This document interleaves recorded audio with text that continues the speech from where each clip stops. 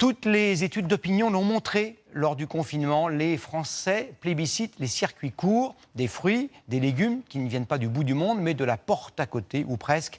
Avec un peu de recul, les consommateurs s'étonnent que ces produits cueillis tout près de chez eux, donc sans frais de transport, ne soient pas meilleur marché.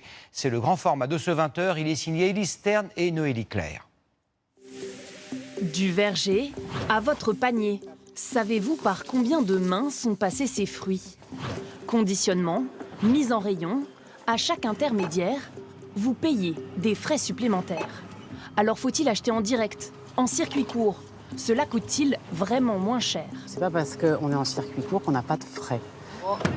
Dans ce magasin de producteurs, les livraisons s'enchaînent. La marchandise vient de Calmel-le-Viala, dans le sud d'Aveyron. Vous avez fait combien de kilomètres là? Une centaine de kilomètres, on livre les magasins de producteurs. Ici, vous ne trouverez ni bananes ni chocolat. Tous les produits sont achetés aux agriculteurs et aux éleveurs dans un rayon de 150 km. Là, simplement, on voit d'où viennent les produits, qu'on connaît les noms des villages. Il s'agit d'un circuit court, un mode de vente avec au maximum un intermédiaire entre le producteur et le consommateur. En général, les producteurs, justement, en vendant en direct, il n'y a pas d'empilement de marge des différents intermédiaires et ça permet au consommateur final d'avoir un prix qui reste intéressant.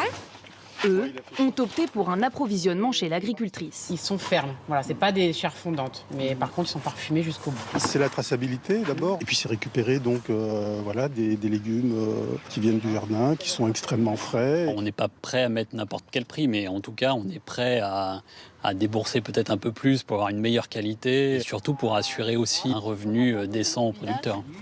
Grâce à cette AMAP, une association qui repose sur l'abonnement des consommateurs, Magali Dorc écoule toute sa production en circuit court. Elle a aussi installé ce distributeur et vend en boutique paysanne. Malgré la réduction des intermédiaires, ces systèmes engendrent des frais. Le prix du kilo de pommes, par exemple, à la MAP, on reste à 3 €. Au distributeur, c'est 7 sur 7, donc ça veut dire tous les week-ends on réapprovisionne, etc. Ils sont à 3,10 €. Et après, quand on est en boutique paysanne, ça peut aller à 3,90 € dans les boutiques où il y a 30%, qui sont liés aux frais de fonctionnement.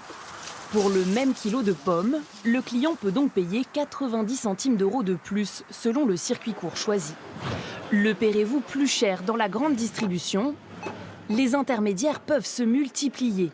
Une phase de conditionnement, puis une plateforme d'achat, la centrale de supermarché, avant de se retrouver enfin sur les étals. Mais en traitant de gros volumes, les supermarchés arrivent à réduire les coûts et à proposer les meilleurs prix. 1 kilo de pommes françaises à 2,49 €.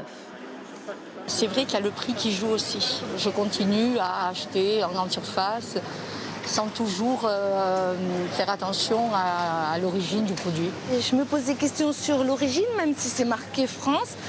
Je préfère que ce soit France, mais local de la région où j'habite.